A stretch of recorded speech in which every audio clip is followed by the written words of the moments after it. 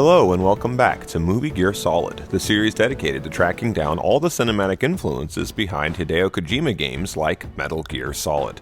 In this entry, we'll be focusing on an animated movie masterpiece that inspired most of Kojima's creations, and also helped to make anime a global phenomenon, Katsuhiro Otomo's 1988 opus, Akida.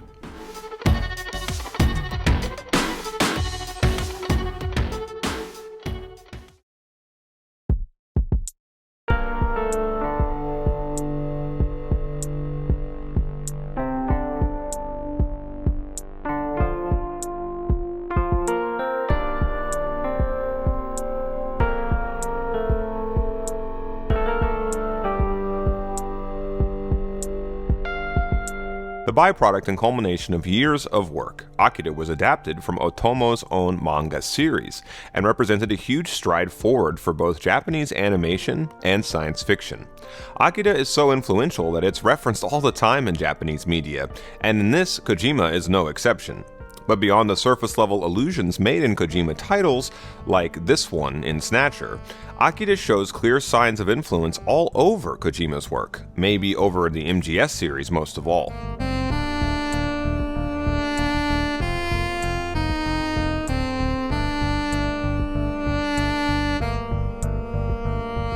But first, the basics. Akida follows the bizarre, cosmic journey of its two co-protagonists, named Tetsuo and Kaneda. They're in a biker gang of high school delinquents who terrorize the streets of Neo Tokyo, a near-future, nightmarishly dystopian version of the Japanese capital built from the ashes of World War III.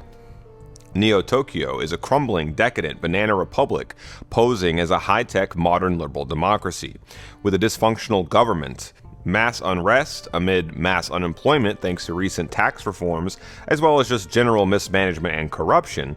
Neo Tokyo is a tinderbox one match strike away from burning to the ground.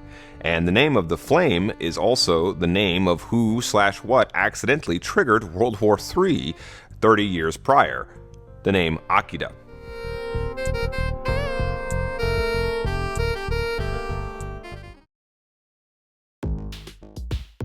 But what is Akida? The government's mysterious and highly secretive experiments into creating child espers or psychics as living weapons led to Akida, originally just another one of their guinea pigs, which all their drugs and tests 30 years before the events of the film transformed into an uncontrollable, even godlike destructive force, the unleashing of which having destroyed Tokyo and started World War III. All the metaphysical stuff in this film, like psychic powers, may seem out of place in a science fiction movie set in a more advanced future. But in Akida, science is not always so useful or enlightening as it is in other films and universes.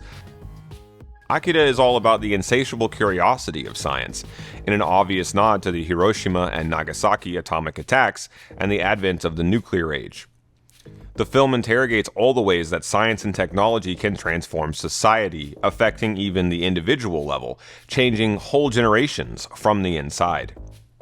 It does so through the central plot of Tetsuo, who is abducted by the military and comes to awaken not only his own latent psychic abilities, but also to reawaken the spirit of Akida, and trigger what in the closing moments of the film appears to be the literal reformation of the entire universe.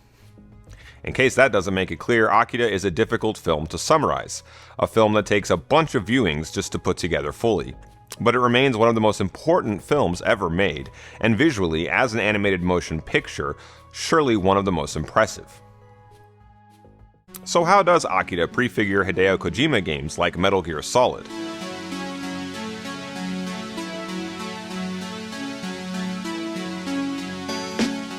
Well, for starters, it is wild. I mean, Akida is super crazy. You've got politics, espionage, terrorism, infiltration, future drugs, old little kids, lasers and space satellites, huge secret government complexes, bizarre hallucinations, bike chases, teen sex and violence, a giant flesh monster, ghosts, psychics, apparitions, an Olympic stadium, a bloody revolution that tears down society, this badass motorbike, and then the literal end of the world. I guess in some ways you might compare Akira to Stanley Kubrick's monolithic masterpiece from 1968, 2001: A Space Odyssey, which of course we're going to have to do a Movie Gear Solid episode on very soon. These aren't just movies. These are sci-fi near-future worlds. Worlds you could spend an entire lifetime watching, unpacking, and or YouTubing about. What I mean is that, like 2001, Akira has secrets that explain everything that happens in the film. Secrets that are not told to us explicitly, but are made implicit in what we are shown taking place. Secrets that create a whole internally consistent system that is a marvel to behold once you sort of see it in operation. And that sort of secret system concept is a major aspect to every Hideo Kojima game.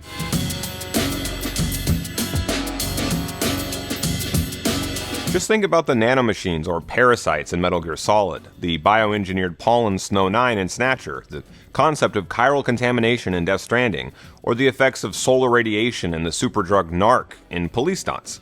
Like all of these things operating in the background of Kojima's games, in Akira we have all sorts of mysteries and blanks left largely up to us to fill in for ourselves to explain what's going on.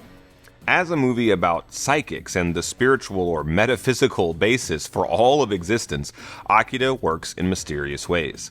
Spirits communicate over vast distances in the film, whether forward or backward in time, as premonitions of the future or communion with the dead. Spirits can also manifest in different bodies or outlive the body completely in Akira.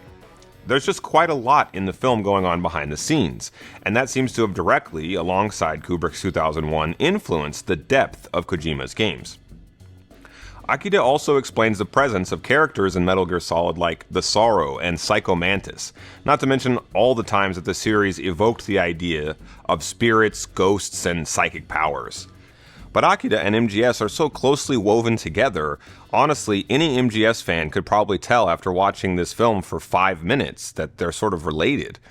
You can see traces of Metal Gear Solid everywhere in Akira. It's in the way lights and interiors look, the way these soldiers all file out of this helicopter, the way it feels inside this chopper, or down the secret hallways and freight elevator shafts and inside the secret medical facilities of the film. You can't miss the resemblance. And again, Akira's influence can be felt in all of Kojima's games, not just Metal Gear Solid, up to and including Death Stranding, which references the film even in the name for Sam's bridge baby, BB-28. All of the psychic kids in Akira are designated with numbers, you see, and Akira's number is 28. Akira features a mind-blowing hybrid, just as MGS does, of modern military action and sci-fi horror. Like Metal Gear Solid, as I sort of already touched on, Akira is interested in topics like terrorism and next generation sort of weapons of mass destruction and, psychic soldiers and things like that.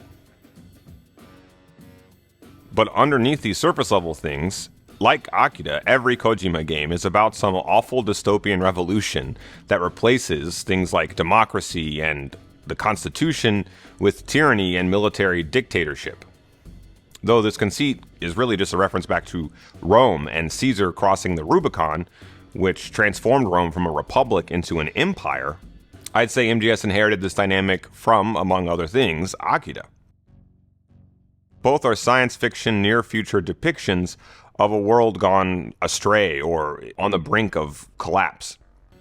The entire storyline of Cyborg Ninja in MGS1 resembles aspects of Tetsuo's in Akira, while the premise in Metal Gear Solid 5, that Psycho Mantis, as the third boy, his latent psychic powers awakened en route to a research facility when his vessel passed too close to the Cyprus hospital harboring the psychic test subject Punished Venom Snake, whose own power acts as a catalyst that triggers Mantis's powers just by coming into brief psychic contact with them. All of that is a reference to Akira. It's what happens between the characters Akira and Tetsuo. And then there are those numbers on the skull's bodies, which also feel like a nod to the film. I mean, you get the idea. Akira is everywhere in Metal Gear Solid. All of Kojima's games, like Akira, depict near-future societies or communities on the brink of extinction or collapse. Crypto-fascist societies that its rulers barely keep together thanks to outrageous technological, medical, and scientific achievements. All of Kojima's games, again, also like Akira, are SF not only for science fiction, but for speculative fiction, as Kojima once put it. meaning that Akida helped inspire the way that Kojima games, like Metal Gear Solid, try to imagine humanity both changing and staying the same as it is transformed via science, technology, and historical events like disasters and wars. I'd say all of us Kojima fans have Akida to thank for more than a few of our favorite things about his games. So check the movie out, even if you've already seen it. I promise there's probably something that you missed. I keep finding new stuff every time I see it, just like when I play a Hideo Kojima game. Until next time, boss.